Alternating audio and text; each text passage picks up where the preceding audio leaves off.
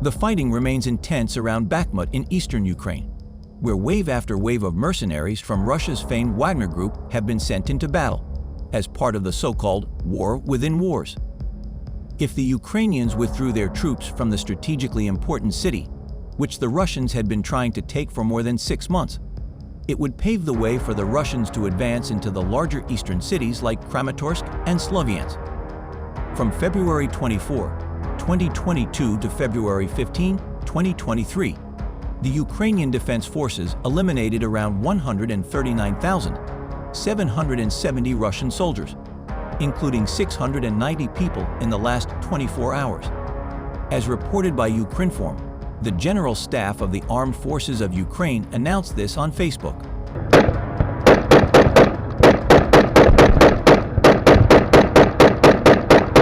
Meanwhile, Russia is using convicts as cannon fodder in a desperate attempt to make headway in Ukraine. Citing information from Ukraine's main Directorate of Military Intelligence, a recent report by the Washington-based Institute for the Study of War, published yesterday, said the prisoners were deployed to Soledar in Donetsk Oblast in October. The strategy, which essentially mimics Wagner's own approach, is an indicator that the Kremlin is seeking to exploit inmates for future human wave attacks. Russia has stepped up its offensive in other frontline areas in the Donbass, as well as in the south. Ukrainian officials had previously warned that a new Russian offensive was underway. If Russia manages to take Bakhmut, its troops can move towards larger cities. Over the past few days, the Russian army launched 2 missiles, 3 airstrikes, and 68 MLRS strikes against Ukraine. Yesterday, the Ukrainian armed forces managed to repel attacks by Russian troops on more than 20 residential areas in Kharkiv Oblast, Luhansk Oblast, and Donetsk Oblast. During the day, aircraft of the Ukrainian Defense Forces carried out 8 raids on the concentration of personnel and military equipment of the occupiers.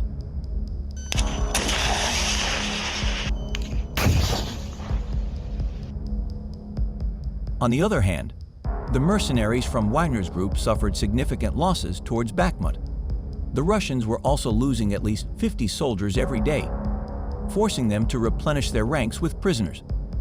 In an interview with RBC Ukraine, Eastern Armed Forces Group spokesman Serhiy Cherevity had this to say: "They are suffering heavy losses. In each direction in Luhansk or Bakhmutsky, from a few dozen to 100 or more people die per day. In the Bakhmutsky direction, for example, at least 50 people die every day. This dynamic has not changed," he said. Cherevity noted that due to significant losses, the enemy had to mobilize and involve prisoners in combat operations.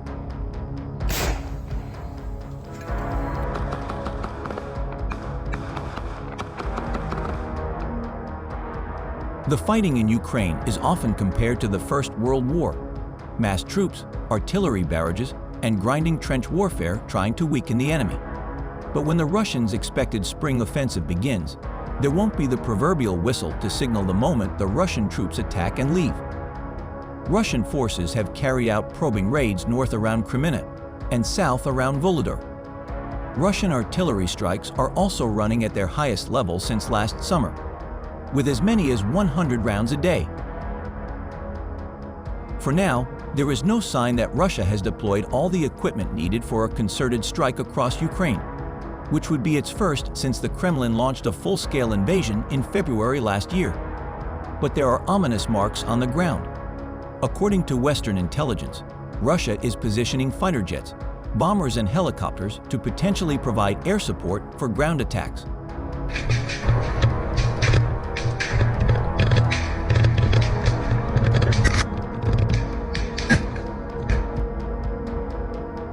Russia has also set up new army field camps in Voronezh and Kursk, near Ukraine's northeastern border, exactly where it stationed troops a year ago before the invasion.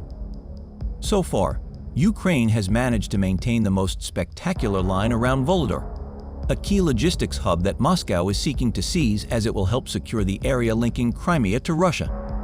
In addition, the recently mobilized Russian troops were less prepared and equipped than those involved in last year's offensive. One change might be an increased role for the Russian Air Force. As many as 80% are thought to be in good condition, and Western intelligence believes Russia is preparing to throw these jets and helicopters into the war.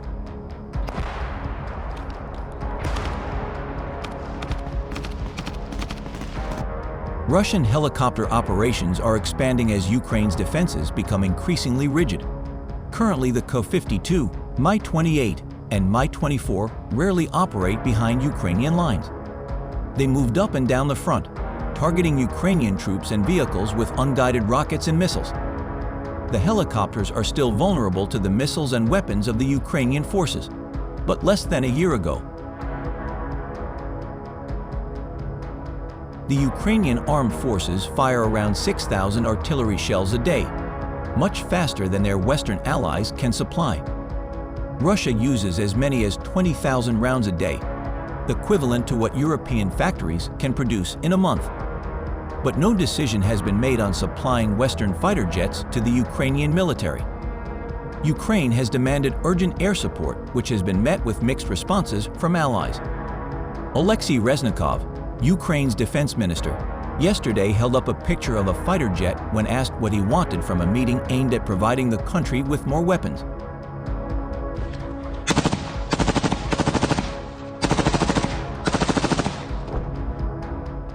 Meanwhile, Chairman of the U.S. Joint Chiefs of Staff General Mark Milley said Russia was sending conscripts and prisoners to imminent death on the battlefield while losing strategically, operationally, and tactically. At the same time, he said, Russia had become a global pariah, while the world remained inspired by Ukraine's courage and resilience. He said the number of countries that have now pledged to send tanks to Ukraine has grown to 11, while 22 countries have pledged to send infantry fighting vehicles. 16 countries have delivered artillery and ammunition, and 9 countries have delivered air defense systems. Milley said the worst of the fighting continued near Bakhmut, and Ukrainian troops were continuing to repel attacks. I would describe it as a war of attrition. Russia suffered heavy losses, he said. The Russians were using a lot of artillery, he said, and the battle might last several weeks or until the Russians were exhausted.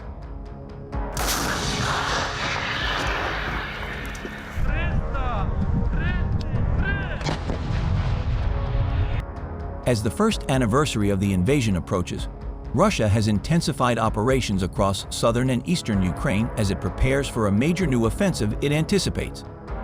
Ukrainian officials earlier said on February 14 that Russian artillery hit targets along the front in Donetsk, including the contested town of Bakhmut, a key target for Russian troops. British intelligence said in its daily report on February 14 that the Russian mercenary group Wagner had made more modest gains around the northern outskirts of Bakhmut, including into the village of Krasnohora in the last 3 days.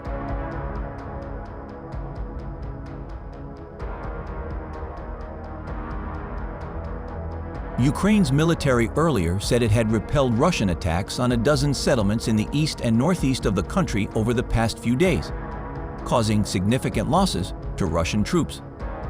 Russia launched 32 airstrikes and 2 missile strikes over the past few days, according to the statement. Ukrainian President Volodymyr Zelensky said in his evening address on February 13 that he had met during the day with military commanders to discuss the defense of the Donetsk and Luhansk regions and southern parts of Ukraine, including Odessa.